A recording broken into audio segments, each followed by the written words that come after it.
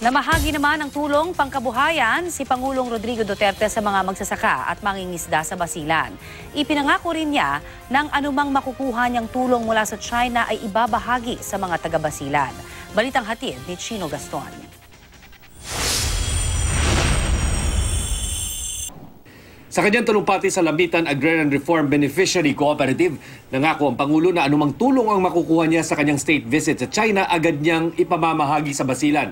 Sinabi rin ng Pangulo na hindi ngayon ang panahon para pag-usapan ang issue ng agawan ng teritoryo sa West Philippine Sea.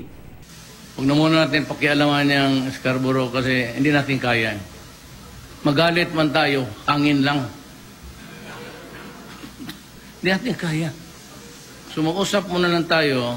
Sabihin ko na lang na ipabalik mo lang yung mga kapatid kong Pilipino, mangisda.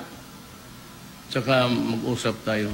Nabanggit din ng Pangulo na sa susunod na linggo, kung hindi niya may papatawag ay pupuntahan niya si MNLF Chairman Nur Miswari para kausapin tungkol sa mga plano para makamit ang kapayapaan sa Southern Mindanao. Prioridad daw ng Pangulo ang Basilan na kabilang sa 10 pinakamahirap na probinsya sa bansa. Pag kami magtulong na malaki, pagkalitaan ninyo na may tulong naman lang kayo. Isa dyan is yung pangako ko ng ospital. Kaagad-agad. Tingnan ko. Basta kung may malaki ako, unahin ko dito. Samantala, pinigilan ng Pangulo ang kanyang pagmura dahil sa isang itinayong bodega para sa Larbeco Cooperative na pinababayaran di umano ng gobyerno sa mga beneficiaries. Sabi niya, bawal na raw sa kanya ang magmura.